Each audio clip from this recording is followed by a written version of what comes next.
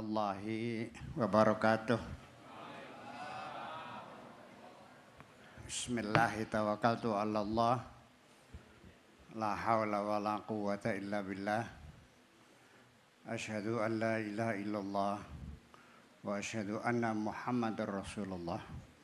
Allahumma salli ala sayyidina Muhammadin wa ala alihi wa sahabatihi ajma'in, ma ba'd. Para sesepuh, alim ulama, al-mukarramun, hadirin dan hadirat rahimakumullah, wa khususan Pak Sekda Sahibul Bait, kita doakan mudah-mudahan selalu dalam keadaan sehat walafiat, amin. Malam ini pertama-tama saya ingin menyampaikan kebahagiaan saya mendapat undangan khusus bisa bersilaturahmi dengan warga yang ada di sini. Malam yang sangat bahagia ini, hanya saja judulnya itu 3 ini nih. 1, refleksi akhir tahun. 2, ngaji rasa. 3, menggapai bahagia. Jadi saya malam ini dituntut bagaimana merawat, ya, menggabungkan, mengelola 3 judul besar ini. Refleksi akhir tahun, ngaji rasa, dan menggapai bahagia. Oke. Pertama adalah refleksi akhir tahun. Atau dalam bahasa Arabnya namanya muhasabah. Muhasabah itu artinya kalau pejabat, laporan LPJ, laporan pertanggungjawaban. Selama di dunia ini, selama menjabat 5 tahun menyampaikan laporan pertanggungjawabannya. Kita juga nanti di hari akhirat akan dimintai laporan pertanggungjawaban. Nah, untuk apa kita refleksi akhir tahun? Artinya mumpung kita masih hidup di dunia, yuk kita perbaiki kesalahan-kesalahan kita supaya nanti ketika dihitung oleh Allah kita sudah memperbaikinya. Sebab kalau nanti sudah nggak ada ampun, ya sudah yaumul jaza. Kalau kita kan yaumul amal, kita bekerja sekarang. Kalau nanti di akhirnya sudah nggak ada ampun, ya salah, sudah selesai. Tidak ada waktu lagi untuk memperbaiki. Sekarang waktu kita untuk memperbaikinya. Nah, bapak-bapak dan ibu-ibu sekalian, sebetulnya muhasabah ini bukan setahun sekali, ya. Kita sebagai pegawai saja di suatu lembaga negara itu melaporkan. Laporan itu ada laporan harian, ada laporan mingguan, ada laporan bulanan, dan ada laporan tahunan. Nanti sifat laporan harian itu apa? Sifatnya adalah menyampaikan berita-berita yang bersifat faktual. Tanpa analisa, tanpa penilaian dan sebagainya. Pokoknya berita faktual. Seperti apa? Dalam olahraga, kesenian, budaya, perfilman, ekonomi, politik, dan sebagainya, kita laporkan harian sifatnya faktual. Jadi ketika bawahan itu menyampaikan laporan harian, terus dia mencoba menganalisa, saya lemparin tuh, bukan tugas kamu menganalisa. Sekarang yang penting berita faktual, itu yang penting. Nanti dari laporan harian itulah kita akan menyusun juga laporan mingguan yang sifatnya per minggu. Setelah mingguan itu laporan bulanan dan terakhir laporan tahunan. Maka kita sendiri sebetulnya bahwa untuk muhasabah itu ada harian. Sebelum kita tidur, beberapa saat sebelum kita tidur, kita mengevaluasi. Coba ibu-ibu, bapak sekalian, sebelum kita tidur, coba kita kembali mengingat tadi pagi saya bangun jam berapa. Bangun jam 7. Sholat subuhnya ketinggalan. Jadi sholatnya qadha. Usolli fardhu subhi rakaataini qadaan lillahi ta'ala. Iya. Baru bangun udah salah. Kemudian sarapan pagi sayurnya terlalu asin. Mangkok saya lemparin dengan memarahi istri saya. Astagfirullahaladzim. Kemudian mobil menyerempet gerbang tetangga. Coba dihitung dari mulai bangun tidur sampai akan tidur lagi. Apa yang kau lakukan? Ambil kertas 2 lembar, yang satu kebaikan, yang satu keburukan. Setiap hari. Menyantuni anak yatim, tulis menyantuni anak yatim. Berapa? 2.000 satu orang. Berapa orang? 10 orang. Tulis. Menyeberangkan nenek-nenek di jalan raya. Tulis kebaikanmu, tulis kejahatanmu. Sok dihitung, mana yang banyak? Banyak kebaikan, banyak kejahatan.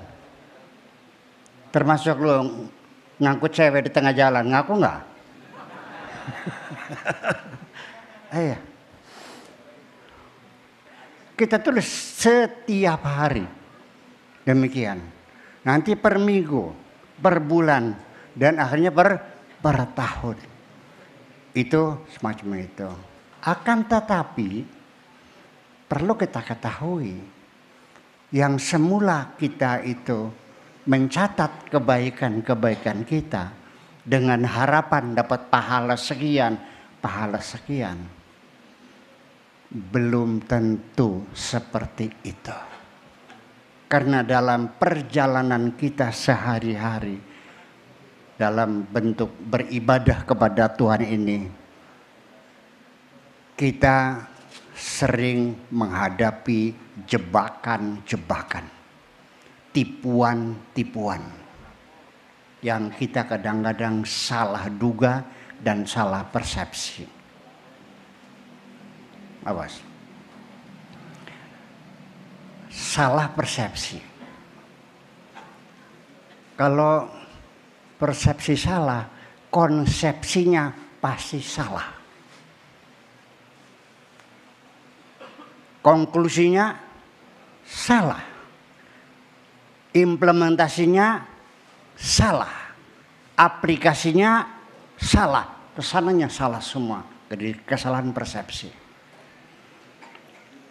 Bapak-bapak, ibu sekalian, mungkin malam ini kita anggap sajalah untuk perkumpulan kita untuk mempersamakan persepsi kita tentang diri kita sendiri. Sebab bagaimanapun, karena persepsi kita berbeda, maka reaksi kita menjadi berbeda. Sekalipun kita menghadapi aksi yang sama, tapi reaksinya berbeda dikarenakan persepsi kita berbeda. Maksudnya apa? Mana Pak Dokter Dadi, mana Pak Dokter Dadi? Mana Pak Dokter Dadi? Nah ini Pak Dokter Dadi, sahabat saya nih. Beliau dicemburui oleh istrinya. Saya dicemburui oleh istri saya. Aksinya sama kan? Dicemburui. Oleh siapa? Oleh istrinya. Tapi kenapa reaksinya berbeda? Dokter Dedi marah, banting pintu, istrinya dicaci maki.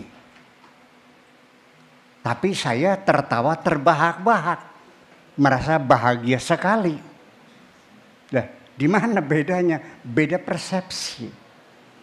Karena Pak Dr. Dedima ketika dicemburu istrinya, persepsi dia dicurigai oleh istrinya.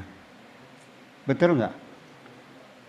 Orang dicurigai tersinggung nggak? Tersinggung. Kalau saya tidak, ketika istri saya cemburu, itu artinya bagi saya, itu sebagai bukti istri saya sangat mencintai saya.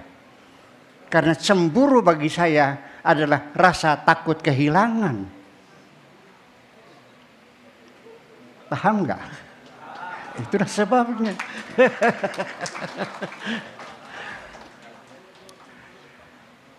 Seorang wali Allah, ya, itu jatuh sakit.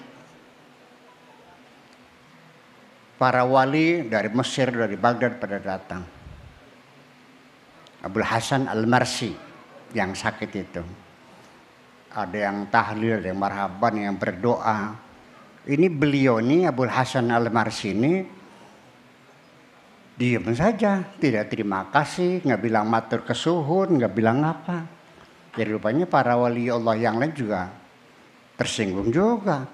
Kami datang jauh-jauh dari Mesir, mendoakan kamu supaya sehat. Kamunya amin tidak, terima kasih juga tidak. Apa jawabnya? Disuruh siapa kamu doain saya? Jadi kamu nggak berdoa sehat. Kamu tidak ingin sehat?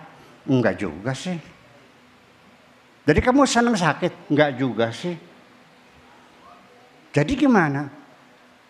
Saya tidak pernah minta sehat.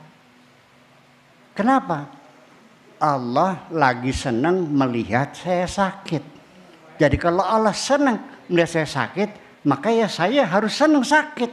Yang penting Allah senang. Yang penting asal engkau bahagia. Selesai kan? Itu karena beda persepsi, sehingga kita menjadi masalah. Nah itulah kadang-kadang jebakan-jebakan semacam itu memang dipasang oleh setan, ya, oleh iblis, yang juga setan iblis juga dibuat oleh Allah juga. Untuk apa Allah membuat iblis? Ya supaya dinamika kehidupan seperti ini, supaya indah. Tanpa iblis dunia nggak rame kok. Ya. Jadi itu by framing, ya, by framing perlu ada. Kalau saya mengaku saya pahlawan, saya menang, saya pahlawan, saya menang. Lalu tanya, siapa musuhmu? Nggak ada musuhnya. Seorang pahlawan menang, tapi nggak ada musuhnya, benar nggak? Jadi supaya kau jadi pahlawan harus ada musuh. Nah musuhnya dibikin oleh Allah itu dengan sengaja. Nah kita kembali dulu. Nah jebakan-jebakan itu berawal dari dendamnya iblis diusir dari sorga gara-gara Nabi Adam. Ya, iblis tidak dipikir-pikir masalahnya apa sih. Dia tidak mau bersujud kepada Adam. Terus Allah Maha Adil, tidak langsung dipersana non gratakan dari kerajaan sorga, tidak. Tapi diklarifikasi, dipanggil. Iblis, kenapa kamu nggak mau sujud? Mama naka antas sujud. Apa sebabnya kamu nggak mau sujud? Diklarifikasi kok, nggak langsung diusir, enggak. Jawaban iblis, jawaban sederhana, normal, biasa. Alasannya apa? Alasannya qala ana khairum minhu. Aku lebih baik dari Adam. Bagaimana saya harus tunduk kepada Adam? Saya tidak menyalahkan Bapak Dr. Dedi ketika suruh melayani, suruh memuliakan, berbakti kepada seorang tamatan SD. Dia pasti ngelawan. Yang udah aja Bu, saya kan dokter, ini tamat SD, ngapain saya harus mengabdi sama dia? Masuk akal enggak? masuk akal. Jadi sesungguhnya ketika iblis itu menolak sujud kepada Adam karena dia meyakini aku lebih baik. Nah, lalu oleh Allah diterusin nih. Apa argumentasimu engkau lebih baik dari Adam? Qala khalaqtani min narin wa khalaqtahu min tin. Aku engkau cipta dari api dan Adam engkau cipta dari tanah. Memang betul. Ya memang betul. Nah, di sini yang jadi persoalan adalah iblis merasa lebih baik dari Adam. Allah mengatakan bahwa sebabnya iblis tidak mau bersujud adalah karena kesombongannya. Siapapun yang merasa dirinya lebih baik dari orang lain, itu adalah manifestasi dari kesombongan. Jadi iblis diusir dari sorga bukan karena dia kafir, bukan karena dia tidak percaya, bukan karena dia ingkar. Makanya di Al-Quran dikatakan aba wastakbara wa kana minal kafirin. Iblis menolak bersujud kepada Adam dikarenakan kesombongannya. Karena kesombongannya itulah maka dia disebut kafir. Jadi kafirnya iblis itu bukan kafir tidak percaya kepada Tuhan, tetapi karena sombong. Jadi siapapun di sini yang punya sifat sombong itu kafir berarti. Aba wastakbara wa kana minal kafirin. Menolak untuk bersujud karena dia sombong maka dia disebut kafir. Jadi istilah kafir itu pertama-tama disematkan kepada iblis karena dia merasa lebih baik dari Adam. Nah,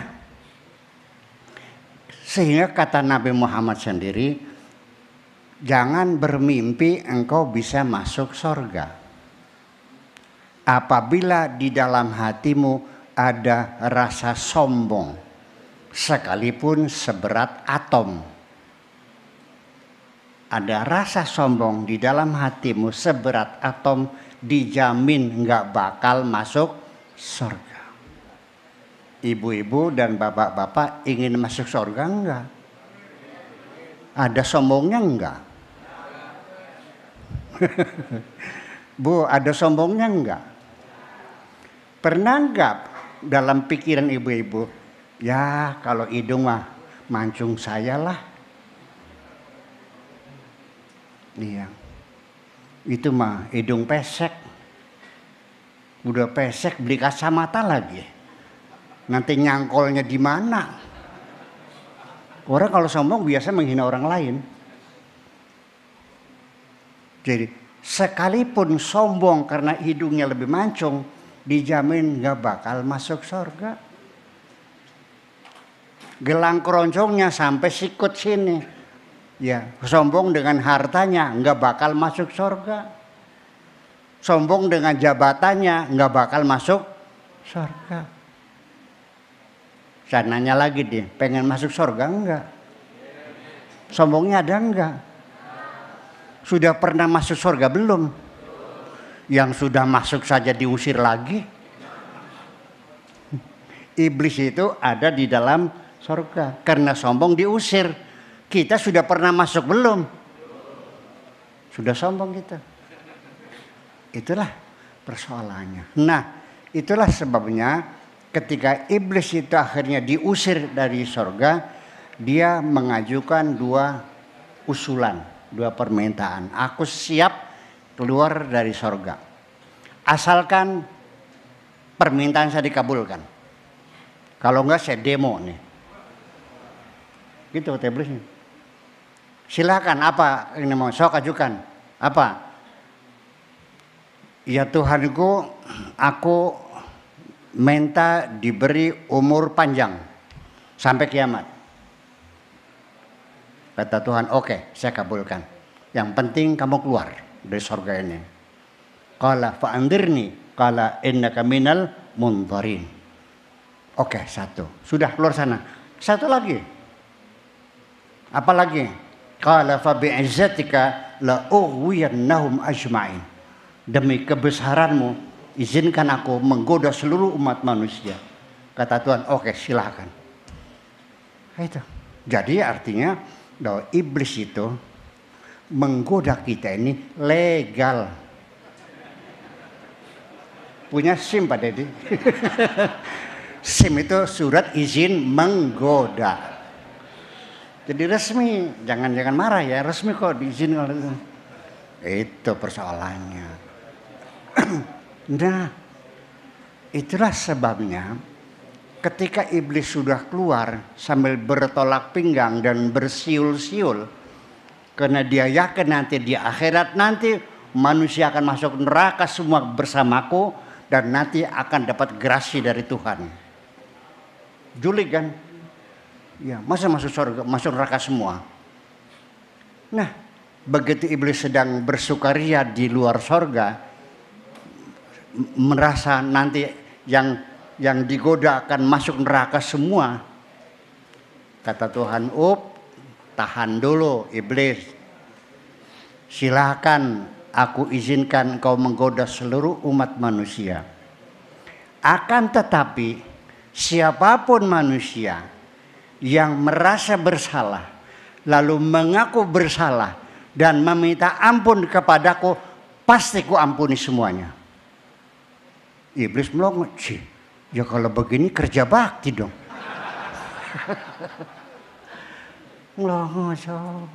Nah, sejak itulah makanya iblis merubah strategi. Nah, makanya kita dalam merefleksi akhir tahun mesti sadar ini banyak tipu daya, ya, banyak jebakan-jebakan iblis. Salah satunya adalah ketika orang itu digoda oleh iblis melakukan kemaksiatan. Iblis masih belum senang, belum gembira. Sebab kapan-kapan dia sadar lalu bertobat. Ya ayuhan nas tubu ilallah fa inni atubu ilallah fil yaumi mi'ata marrah. Kata Nabi Muhammad, bertobatlah kepada Tuhan, aku ini sehari 100 kali bertobatnya.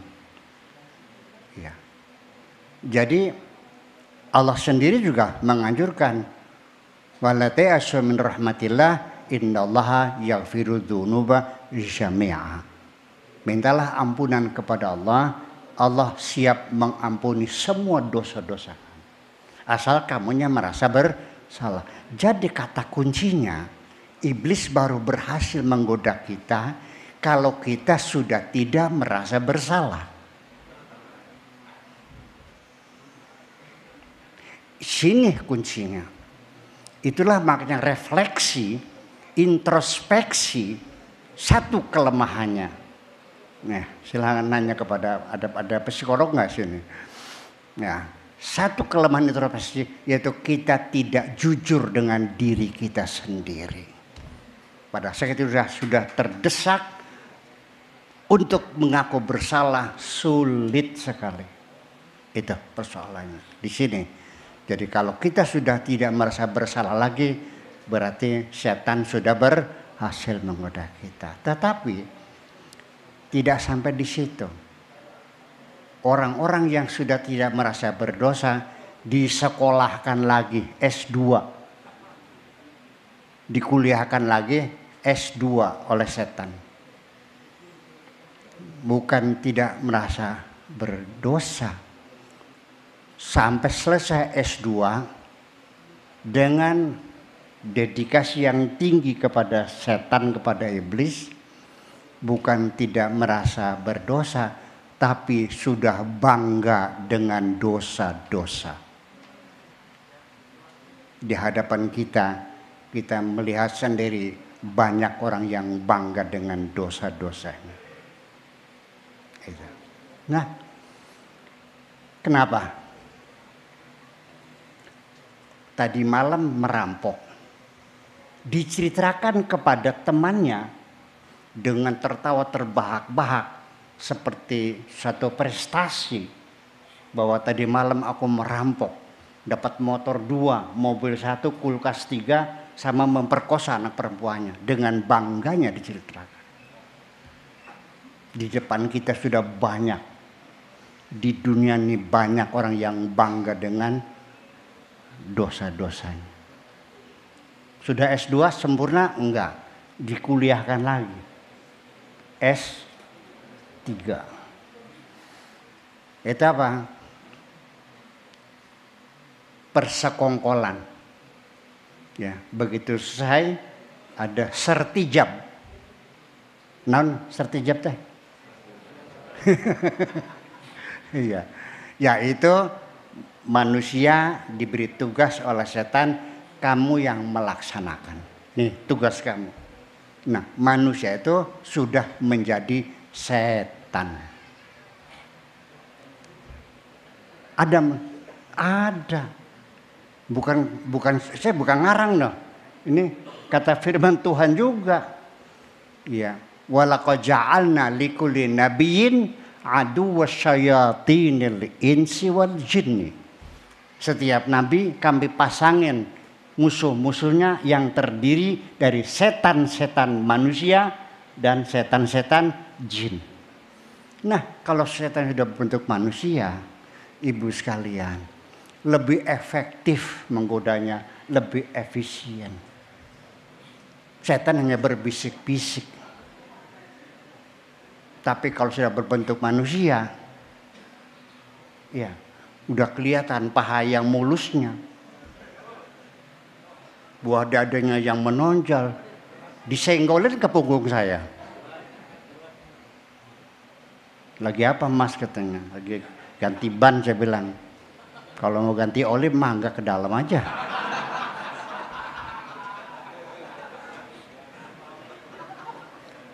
Kalau setan nggak punya tete, yang punya tete itu perempuan, lembut lagi, empuk lagi, lebih efektif. Setan menggoda kita main judi, ya sekedar bisik-bisik. Tapi kalau berbentuk manusia ngajak judi, nggak punya uang, nggak khawatir nih duit banyak deh, gue utangin. Setan nggak mungkin ngutangin kita, betul nggak? Diajak ngelacur, nggak ada duit, udah gue bayarin deh. Mana ada setan bayarin kita? Di situ kita terjebak. Itulah makanya dalam refleksi ini kita waspadai bahwa seringkali nanti kita ini menduga ini kebaikan-kebaikan. Tapi ternyata dicatat oleh Allah sebagai kejahatan-kejahatan.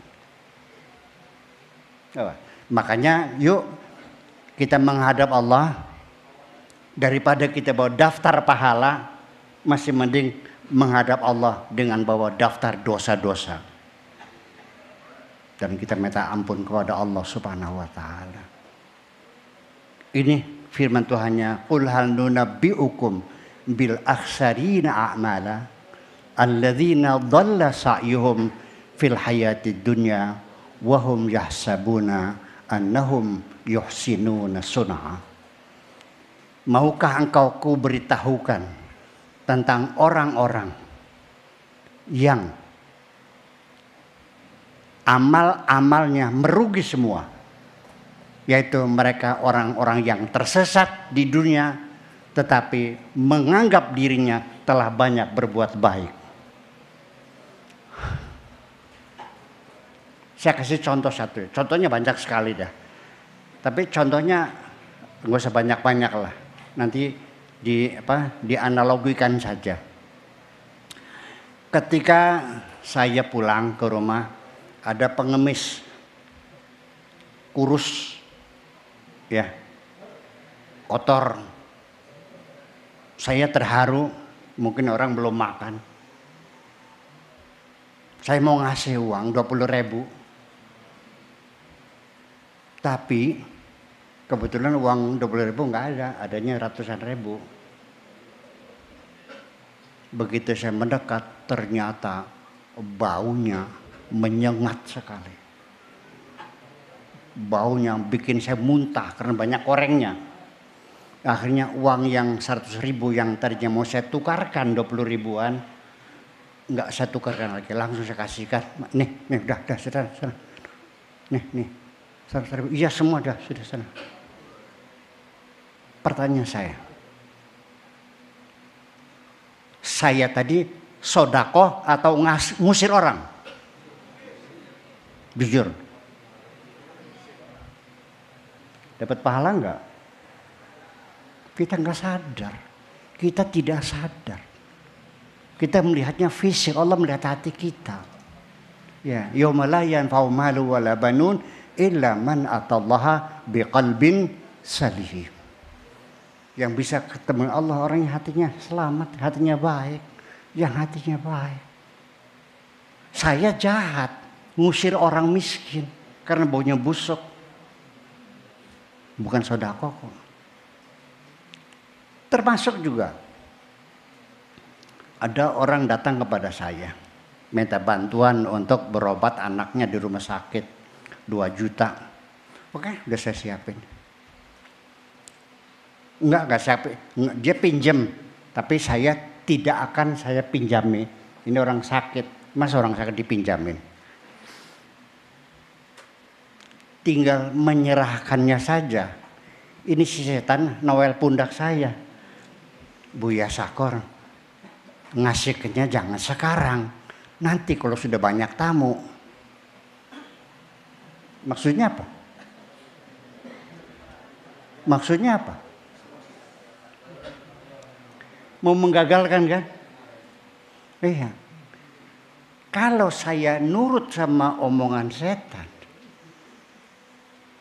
ya, dengan memberikan uang ketika banyak tamu, dengan harapan saya mendapat tepuk tangan dari orang, sanjungan dan sebagainya, disitulah saya katakan penyakit ria adalah high treason, pengkhianatan besar kepada Tuhan, bukan sembarangan.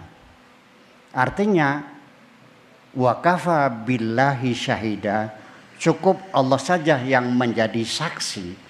Ketika saya beramal baik, perlu ada orang lain yang menyaksikan, berarti saya menganggap kesaksian Tuhan tidak penting bagi saya. Betul nggak? Betul nggak? Jahat nggak? Belum tentu. Selama di dunia kita ini tersesat, salah paham, salah persepsi, kita sudah buru-buru menghitung pahala dan sebagainya. Itulah makanya. Nah, begitu saya lawan dan saya maksakan, setan, aku ini hambanya Allah.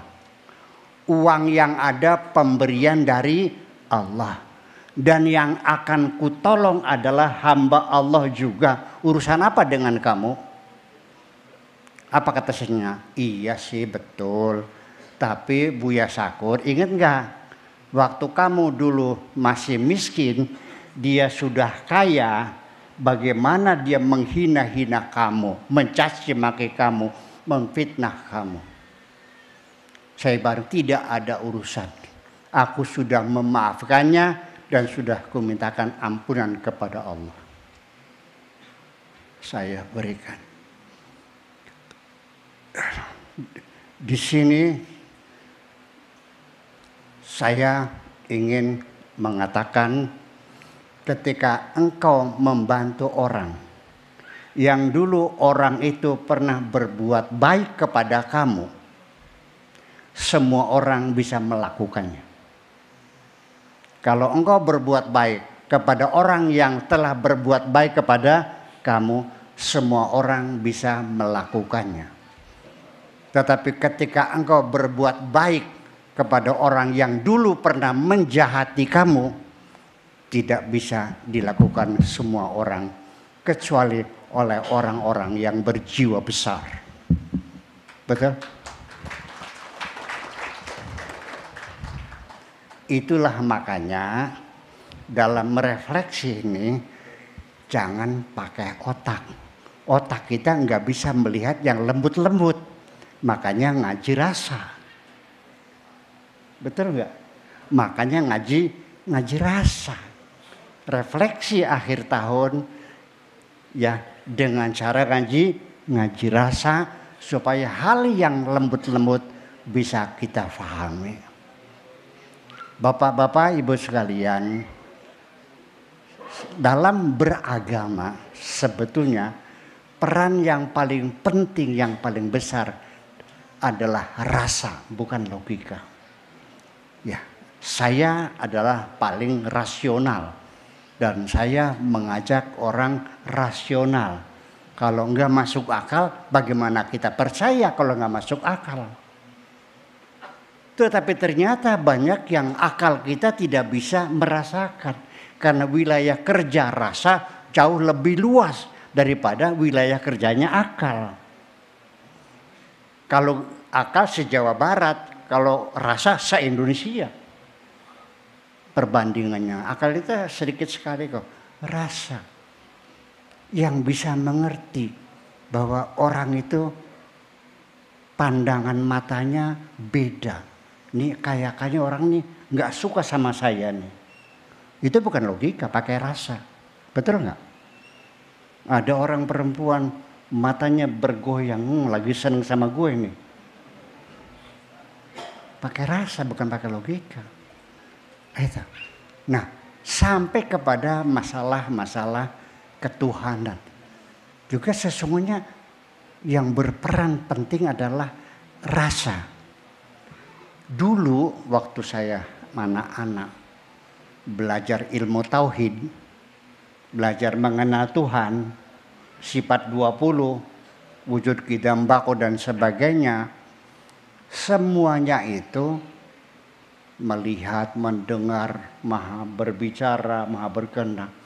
Itu kan sifat-sifat kita sebetulnya. Betul nggak? Iya, Tuhan melihat, tapi tidak pasti persepsi kita harus jelas bahwa tidak mungkin Tuhan melihat seperti mata kita melihat. Ya. Itu untuk mendekatkan saja pada persepsi kita. Sampai ketika wujud sifat pertama wujud, Tuhan itu ada. Itu dalil aklinya adalah adanya langit, adanya bumi. Betul Pak Dede? Mana buktinya Tuhan ada? Ada langit, ada bumi. Oke. Waktu saya anak-anak ya udah percaya ada langit bumi. Ini gelas ada. Tidak mungkin akan terjadi kalau tidak ada yang bikin. Betul nggak? Ya betul ya. Semuanya saya. Tidak mungkin langit bumi ada kalau tidak ada yang bikin. Ya. Tetapi dalil-dalil akli semacam itu juga akan menemui masalah ke depan. Ya. Membuktikan adanya Tuhan dengan adanya langit dan bumi, ini akan menghadapi masalah sesungguhnya. Oke, sekarang saya mau nanya kepada bapak-bapak. Apa betul Bapak yakin Allah itu ada karena adanya langit, adanya bumi? Ya, saya dulu begitu. Nah sekarang malam ini saya nanya. Dulu sebelum Allah bikin langit, bikin bumi. Sebab ini teori kosmologi yang lagi ngetren kan apa yang dinyatakan oleh George Lemaitre tentang Big Bang. Yaitu 14 miliar tahun yang lalu terjadi ledakan besar, ya, kemudian mendingin menjadi tata surya, menjadi matahari, menjadi planet dan sebagainya. Nah, sebelum Allah bikin langit dan bikin bumi, lalu engkau ditanya oleh malaikat, kamu yakin Allah ada? Yakin ada. Buktinya mana? Kita akan terpaksa mengatakan Tuhan tidak ada. Karena buktinya nggak ada. Karena Allah belum bikin langit, belum bikin bumi. Jadi buktinya Allah ada dengan langit bumi tidak berlaku sebelum ada langit dan bumi. Betul enggak?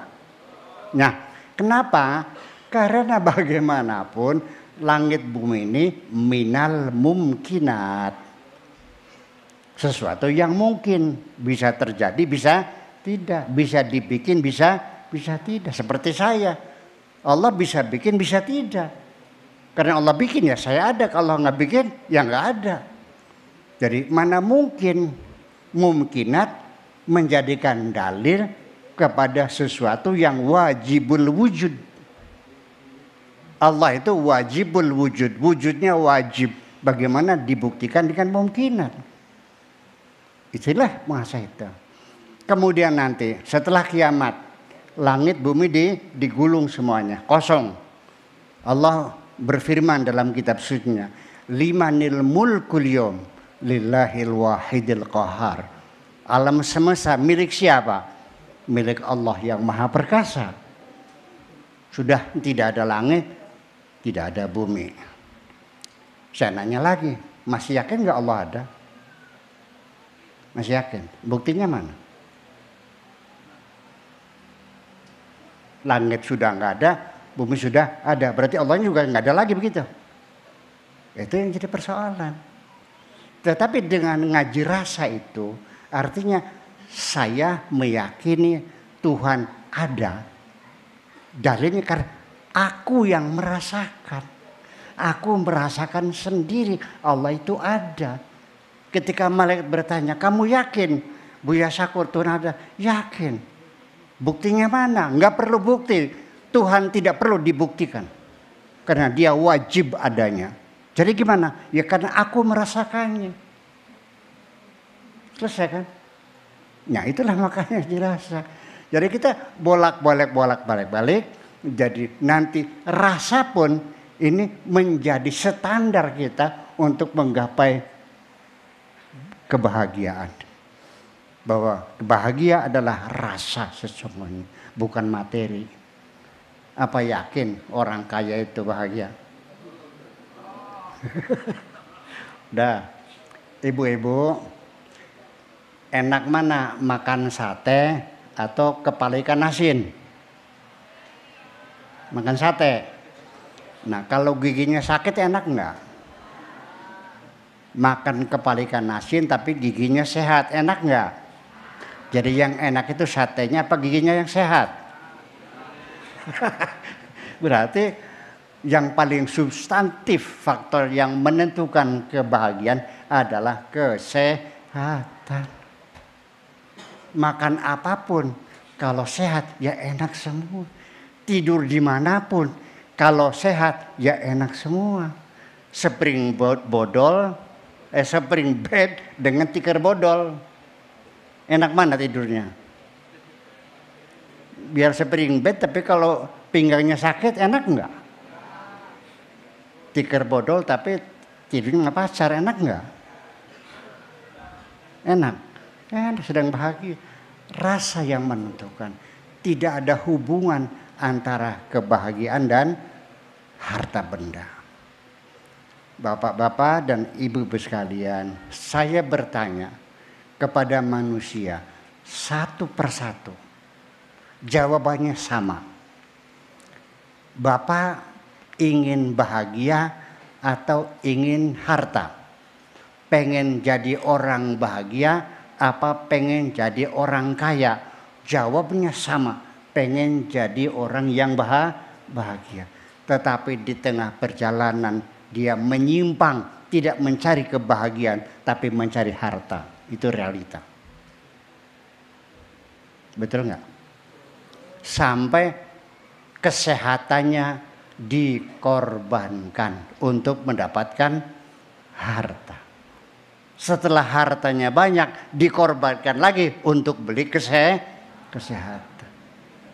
Jadi bolak-balik kita nggak paham-paham. Begini, ada orang miskin yang berdalih pada saya, Buya, di mana enaknya orang miskin? Ya enak orang kaya lah. Beli mobil ada, naik haji ada, sekolah anak ada. Miskin bisa apa? Memang itu saya tidak bantah. Materi ada. Tetapi ada bahaya yang paling mendasar yang merusak kebahagiaan kita, yaitu hubbud dunya. Cinta dunia. Cinta dunia itu bukan senang harta, bukan. Saya juga senang duit, saya senang HP, saya senang mobil, saya senang juga. Tadi hubbud dunia itu istilah sekarang namanya materialisme. Jadi artinya paham materialisme itu bisa merusak tatanan kehidupan dunia, nilai-nilai moral jungkir balik. Kita menghormati seseorang karena materialisme bukan karena moralitasnya, tapi karena hartanya, betul? Kita mencari suami, yang penting asal,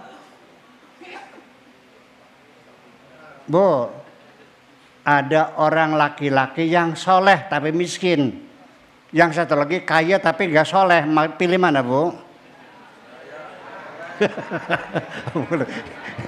Lah ya iya dong.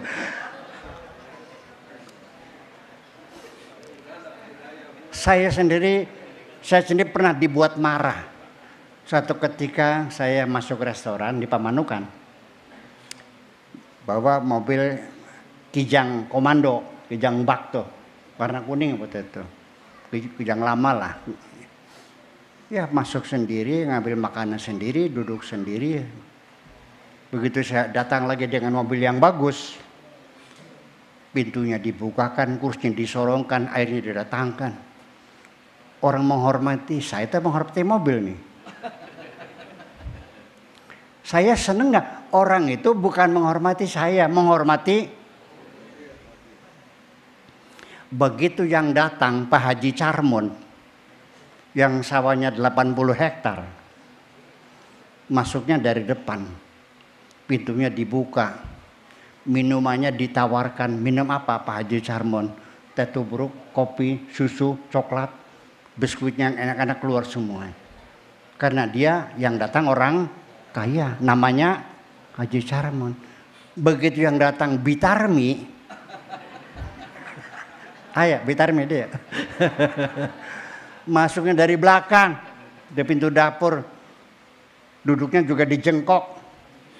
Minumannya apa? Air dari gentong. Kuenya apa? Godokan boled. Memperlakukan manusia berdasarkan materi. Di penghujungnya, refleksi kita tahun ini, jangan terjebak. Kita kembali dengan tujuan awal, mencari kebahagiaan. Terima kasih. Wassalamualaikum warahmatullahi wabarakatuh.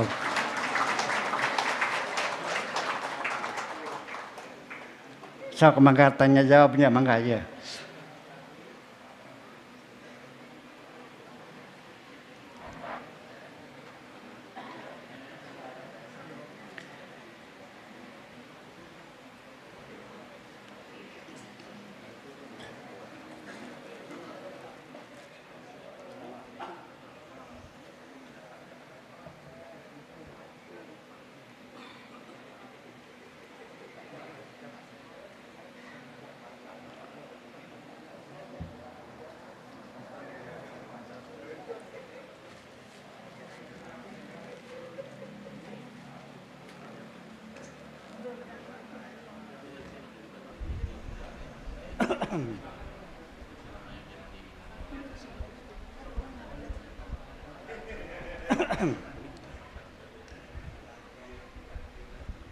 Nanti yang bertanya dapat hadiah apa?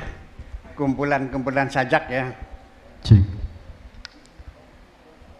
Baik, hadirin rahimakumullah.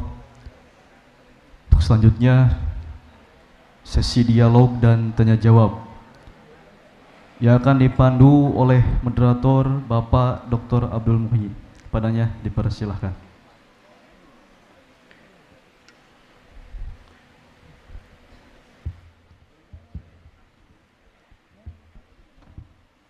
Maaf, ini bukan kumpulan sajak, ini buku-buku ilmiah, psikologi tasawuf, filosofi doa dan melihat Allah. Iya. 1, 2, 3, 4, 5, 6, 7. Apa itu? Oh iya, iya, iya. Assalamualaikum warahmatullahi wabarakatuh. Silakan kepada Bapak atau Ibu para hadirin yang akan bertanya kepada Buya terkait berbagai hal. Dibatasi ya Buya atau? Boleh, mangga. 3 dulu ya, 3 dulu penanya boleh. Yang pertama oke, Bapak yang satu ini. Kemudian perwakilan dari kaum perempuan, ibu tuh yang berbaju hijau ya. Oke, siap. Satu lagi. Oke, satu lagi dari sini. Silahkan Bapak yang mengenakan baju hijau untuk berdiri menyampaikan pertanyaan. Namun sebutkan nama dan alamat. Silakan. Assalamualaikum warahmatullahi wabarakatuh. Waalaikumsalam warahmatullahi wabarakatuh. Buya yang terhormat, nama saya Ahmad Abdul Salam. Kebetulan saya sebagai Ketua Majelis Wakil Cabang Ulama Kecamatan Cikampek. Pertanyaan saya Buya, tadi di awal menjelaskan tentang ikhlas ya. Ya, ikhlas. Ria dan hubungannya dengan ikhlas. Ada seorang ulama yang berpendapat bahwa khauf dan roja itu harus sejalan. Ya kalau nggak salah itu Ibnu Athaillah ya. Terus di mana sih titik keikhlasan itu ketika masih ada khauf dan roja itu aja Ustaz? Terima kasih. Masih ada rasa takut dan harapan kepada Allah. Di mana titik ikhlasnya? Terima kasih Buya. Oke, terima kasih Pak Ustadz Ahmad ya. Kemudian yang kedua, Ibu di belakang boleh berdiri Bu ya. Kemudian sebutkan nama dan alamatnya dengan jelas. Assalamualaikum warahmatullahi wabarakatuh. Waalaikumsalam warahmatullahi wabarakatuh. Buya, nama saya Siti Rahbaniati. Alhamdulillah hari ini banyak ilmu yang luar biasa yang mudah-mudahan menjadi jembatan manfaat dunia akhirat. Berbicara masalah rasa Buya, dalam fenomena yang asli di tengah masyarakat, biasanya kehidupan itu laki-laki sering berpikir dengan logikanya, sementara perempuan banyak berpikir dengan rasanya. Tapi di dalam kenyataan, ketika kita ingin dewasa, laki-laki belajar punya rasa, perempuan belajar punya logika. Kemudian yang keduanya, kehebatan yang Buya ajarkan kepada kami ada korelasinya dengan kehidupan yang harus kita upayakan. Bagaimana kita semua bisa membalas kejelekan orang dengan kebaikan. Karena kalau membalas kejelekan dengan kejelekan atau kebaikan dengan kebaikan itu biasa. Tapi manakala kita membalas kejelekan dengan kebaikan itu sangat luar biasa. Dan terakhir Buya, kami minta doa Buya, agar negara Republik Indonesia ini diberikan kenyamanan, keamanan dan kesenangan. Terima kasih. Wassalamualaikum warahmatullahi wabarakatuh. Waalaikumsalam warahmatullahi wabarakatuh. Kemudian satu penanya tadi yang Bapak. Oke. Silakan Pak untuk berdiri dan sebutkan nama dan alamatnya. Terima kasih. Assalamualaikum warahmatullahi wabarakatuh. Nama saya Nana dari Kelari. Kebetulan ketua DKM di salah satu desa. Saya bertanyain Pak Buya karena tadi menerangkan masalah godaan dari dua sisi ya.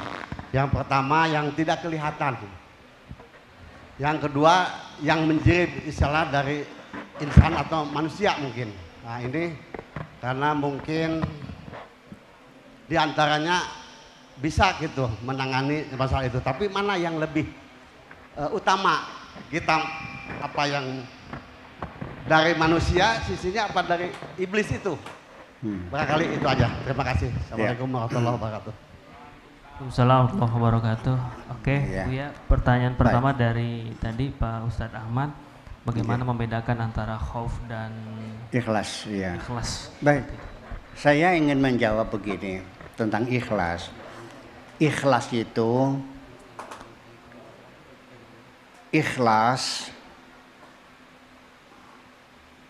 akrama yukrimu ikraman, akhlasa yukhlisu ikhlasan. Begitu tasrifnya. Jadi kata-kata khalas, al-khulus, al-khalas, talkhis, taklis. Nah, ikhlas ini dari bahasa Arab.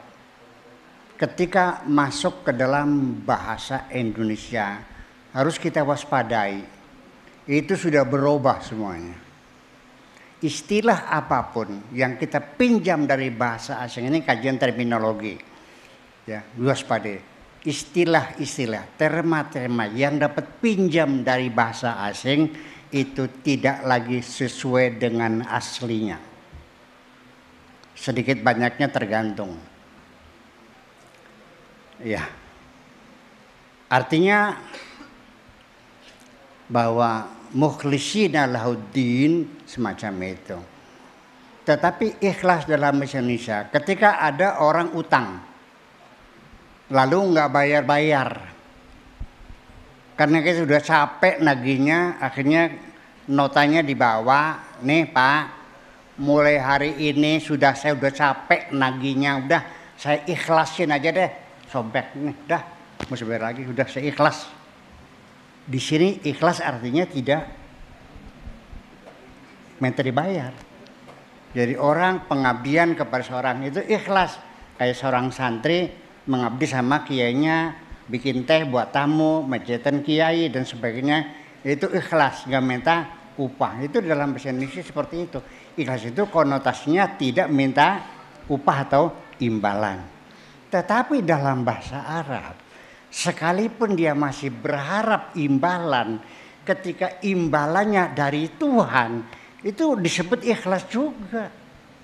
Seperti di dalam Al-Quran, ini banyak sekali ucapan para nabi, para rasul. Di dalam Al-Quran, mereka mengatakan, inni lakum rasulun amin. Fattaqullaha wattabi'un. Wa ma as'alukum alaihi min ajrin in ajriya illa ala rabbil alamin. Aku ini adalah utusan Tuhan yang dipercaya. Bertakwalah kepada Allah dan ikuti saya. Aku sayang kamu, aku cinta kamu. Wa ma as'alukum alaihi min ajrin. Aku tidak minta upah dari kamu. In ajriya illa ala rabbil alamin. Upahku dari Allah. Selagi dapat mengharapkan upah dari Allah, itu ya ikhlas. Masa para nabi nggak ikhlas? Nah itu, jadi bukan sama sekali tidak ikhlas. Saya ingin menerangkan satu begini. Apapun yang kita kerjakan, satu,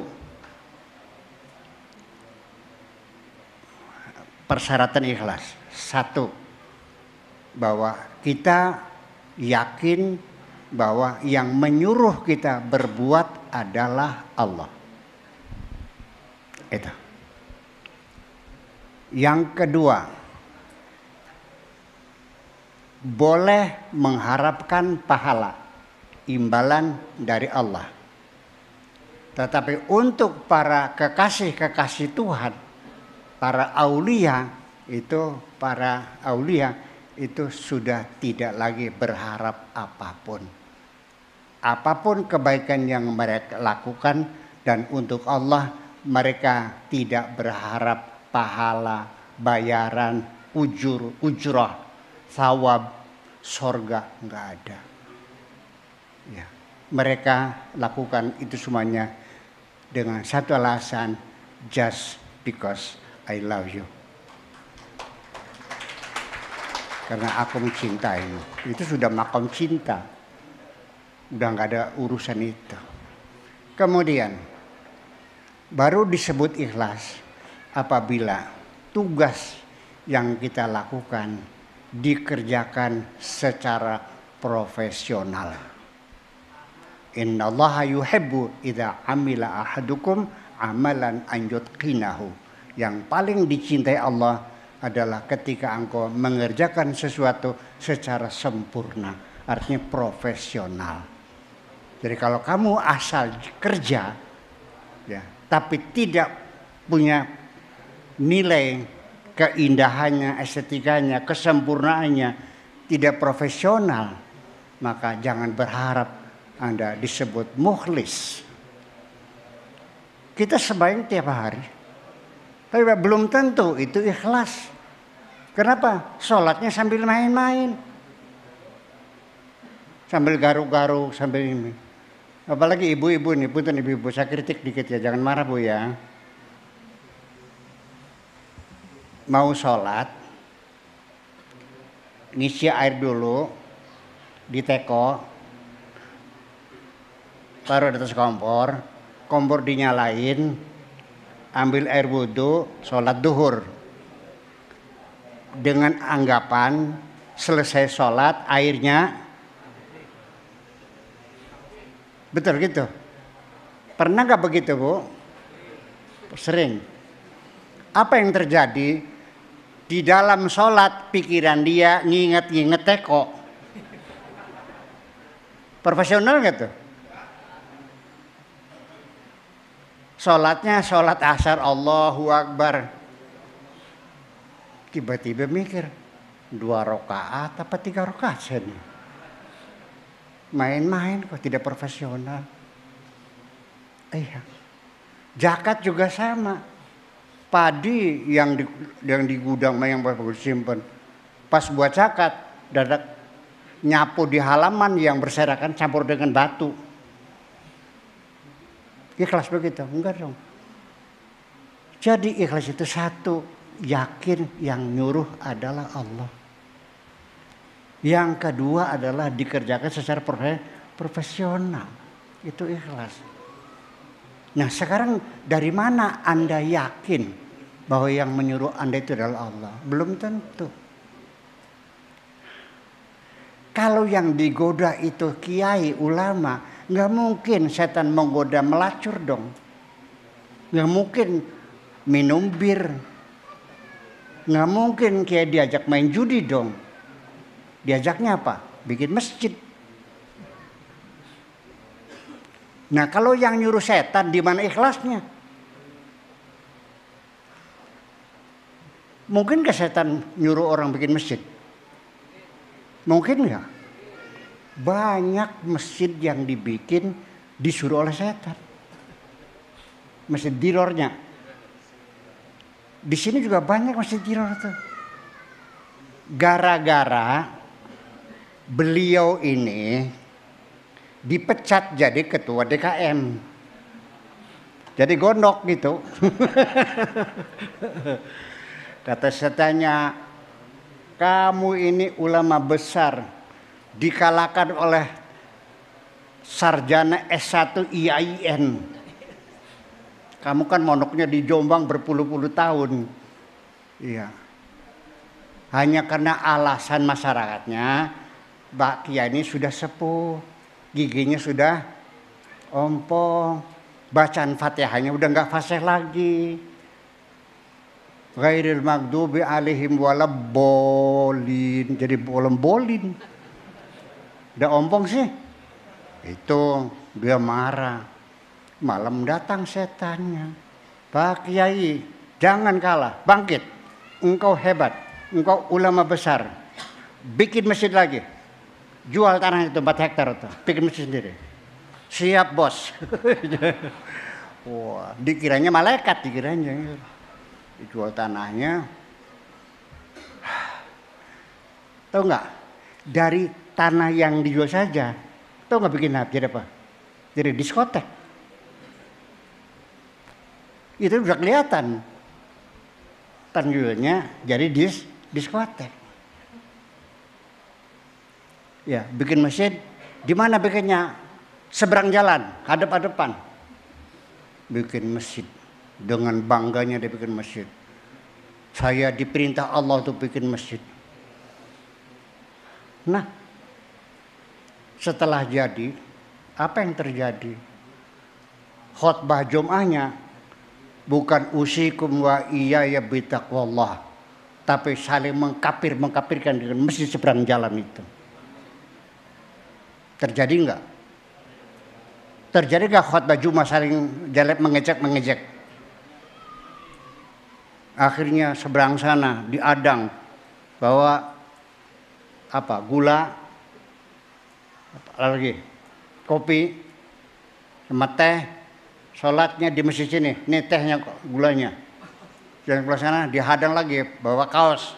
Yang sholat di sini bawa kaos. Umat dipecah belah. Mungkin nggak? Apa mungkin Allah menyuruh Anda memecah belah umat? Itu persoalannya. Ikhlas. Makanya yakinilah dulu yang nyuruh kamu siapa. Ya, di sini persoalannya. Ya, makanya perlu ada istikharah. Istikharah itu apa? Nanya, apa betul ya Allah engkau yang menyuruh? Gitu dong. Cuman istikharah itu sebagai alat untuk bertanya kepada Tuhan itu sudah jarang dipakai oleh orang kecuali sekali ketika cari jodoh. Betul nggak? Ibu-ibu mau dagangan istikharah nggak, Bu? Bikin rumah istikharah nggak? Nah, kalau waktu kawin dulu, nah itu tentang ikhlas saya kira nanti kalau kurang jelas bisa dilanjutin nanti. Yang kedua nyampe tuh. Yang kedua pertanyaan dari Ibu Siti tadi terkait bahwa kaum laki-laki itu cenderung logika, kalau kaum perempuan cenderung rasa gitu. Tapi kadang laki-laki belajar rasa, perempuan belajar logika. Bagaimana penjelasan lengkapnya, Abu ya? Saya mengerti perempuan kalau berbicara itu keluar dari hatinya. Tapi laki-laki ketika berbicara itu keluar dari pikirannya.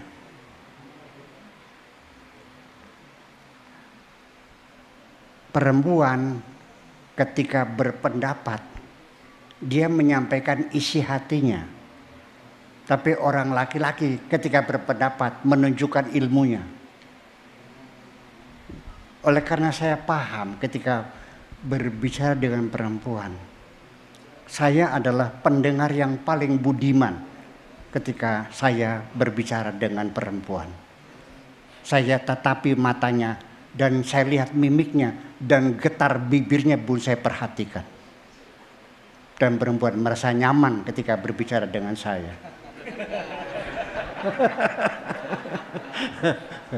Iya.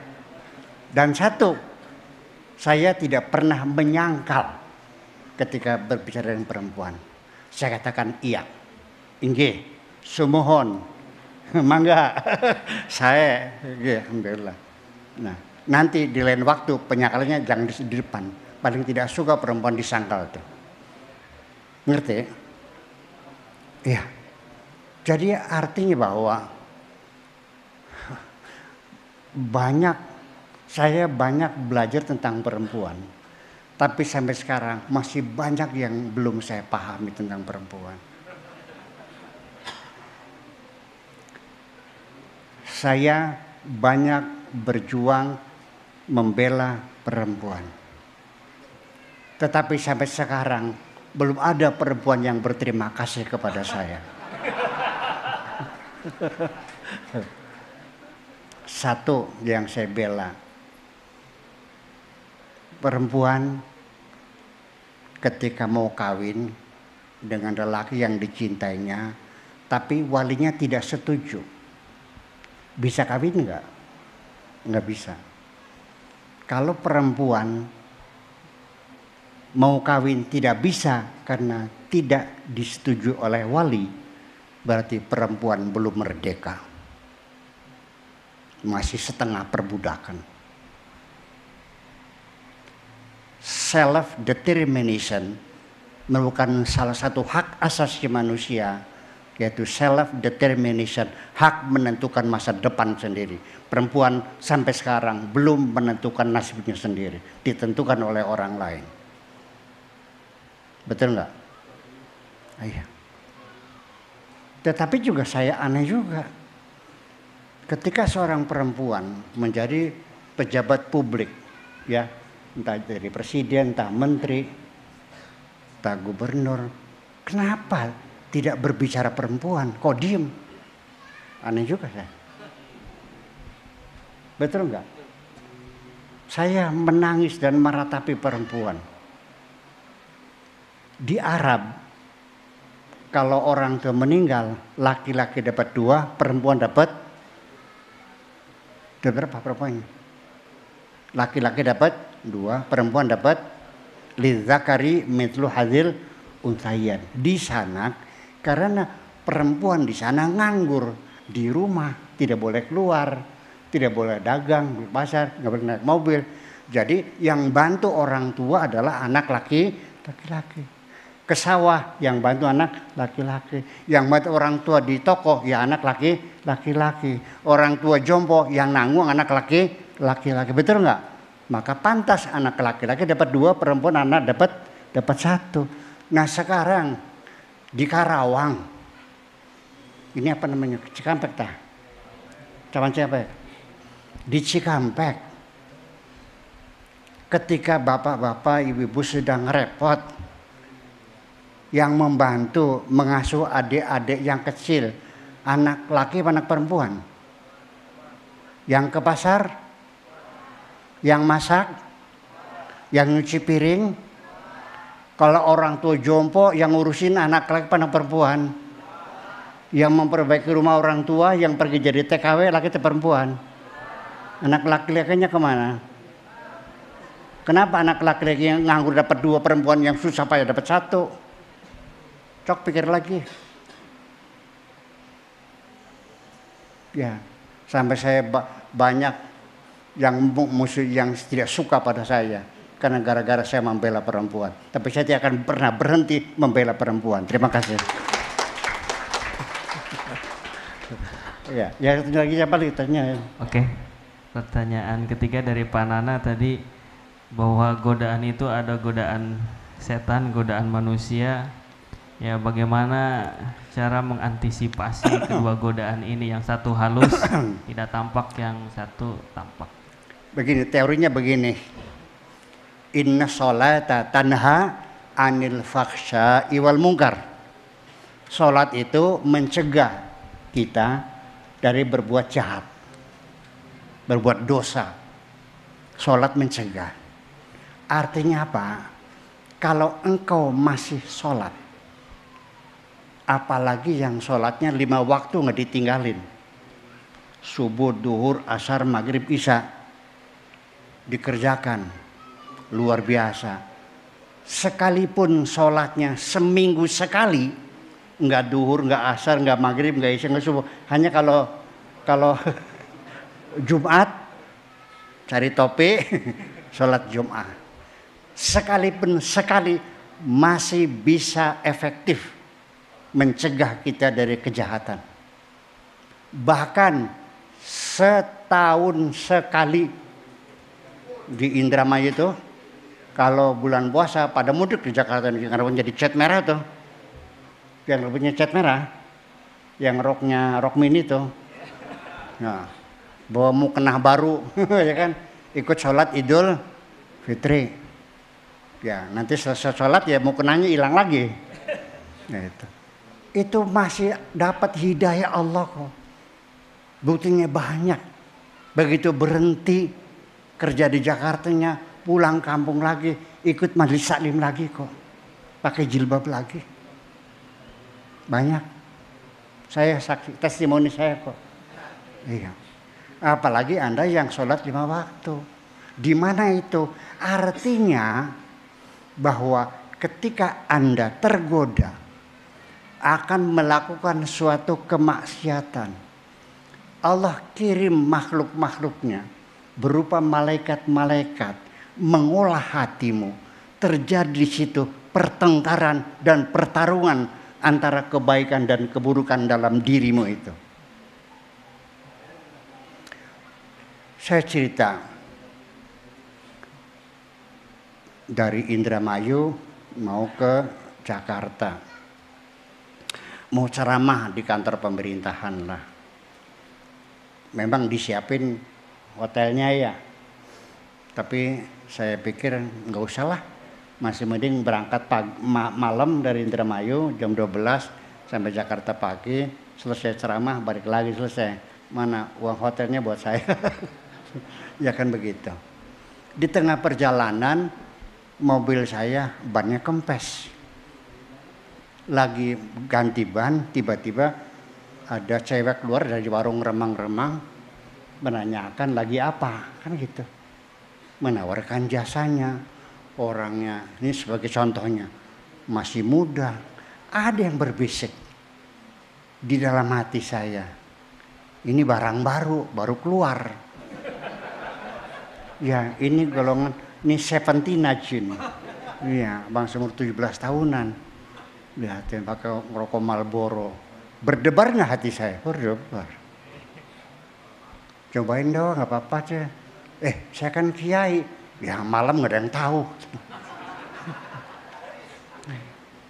Terjadi. Sampai ada yang berbisik, jangan coba-coba. Sekarang lagi tersebar penyakit AIDS. Ya, mampus loh.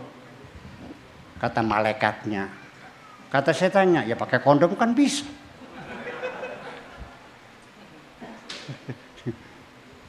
Ya, kata malaikatnya, kondom zaman sekarang banyak yang bocor. Terjadilah pertengkaran antara yang menarik berbuat baik, berbuat jahat dengan yang menghalang-halang kejahatan saja. Sama kuatnya. Nah itulah. Nah ketika Anda dalam keadaan goyang, kalah, sudah mulai bergetar. Kalau Anda sudah khawatir kalah, jangan malu, jangan segan. Menjeritlah, panggillah Tuhanmu. Wahai Tuhanku, tolonglah hambamu. Itu saja, terima kasih.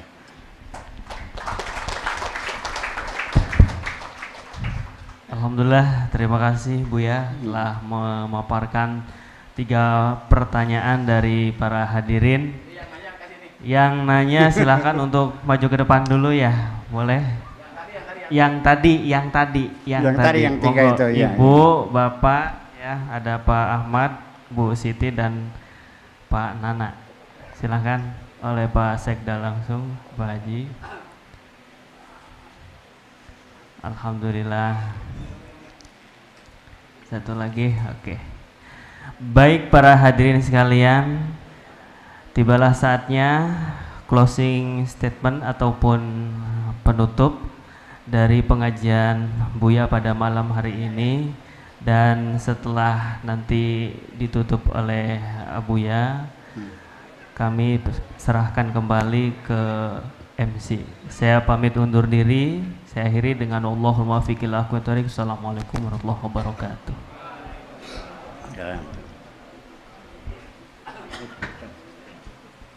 Ya. Maka silakan. Baik. Menginjak acara yang terakhir, doa dan penutup. Doa yang akan dipimpin oleh Buya langsung. Kepadanya dipersilakan. Iya, baik.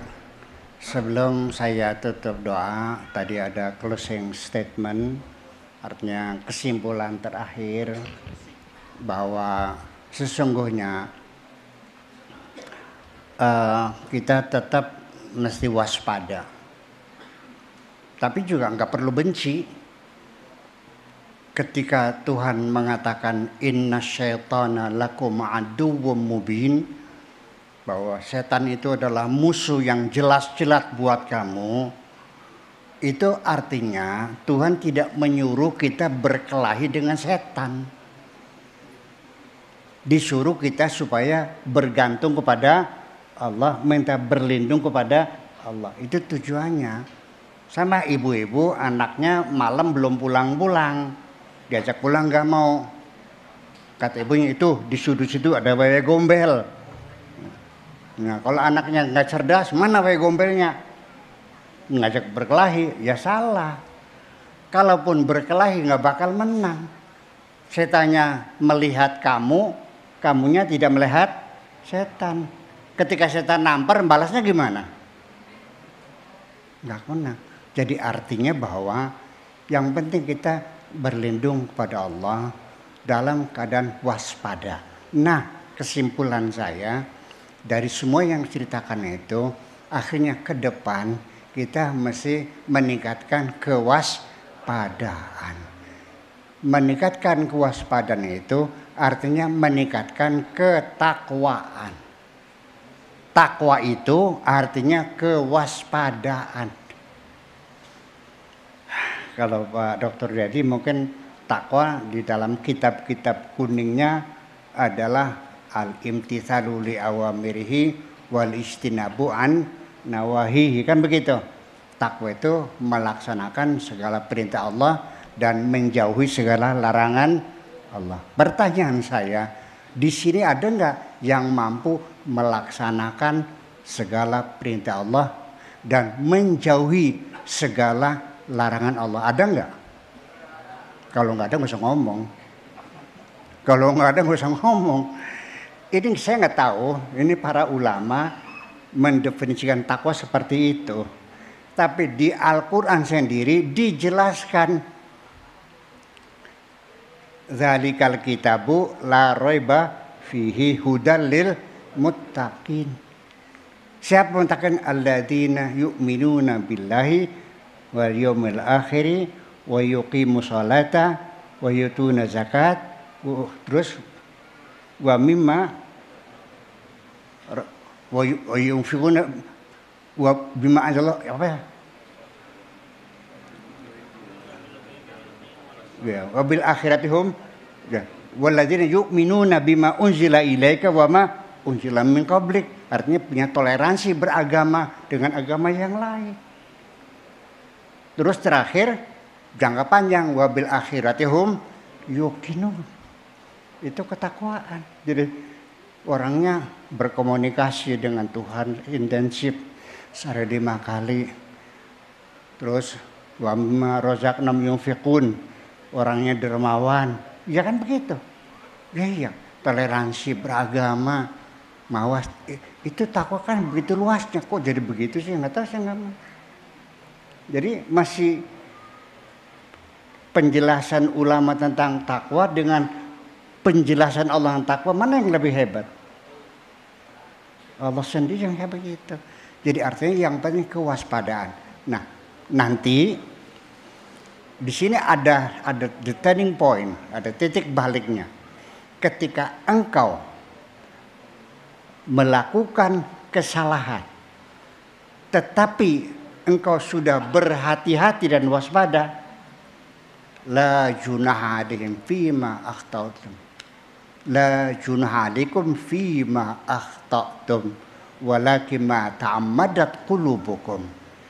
Tidak ada dosa atas segala kesalahan-kesalahanmu karena ketidakmampuanmu, karena tidak mengertianmu. Kamu sudah berhati-hati sudah, tapi tetap salah juga. Tidak kami catat sebagai dosa. Yang kami catat walakin ma ta'ammadat qulubukum adalah kesengajaan hatimu melawan Tuhanmu. Itu yang menjadi dosa buat kamu. Terima kasih, itu saja. Mangga kita berdoa bersama-sama. Bismillahirrahmanirrahim. Rabbana awsana an nashkura ni'mataka allati an'amta 'alaina wa 'ala walidayna wa an na'mala salihan tardah wa adkhilna bi rahmatika fi ibadika salihin. Rabbana atina fid dunya hasanah wa fil akhirati hasanah wa qina adzabannar. Wa sallallahu ala sayyidina Muhammadin wa ala alihi wa sahabatihi ajma'in. Subhana rabbika rabbil izzati amma yasifun wa salamun alal mursalin walhamdulillahi rabbil alamin. Assalamualaikum warahmatullahi wabarakatuh.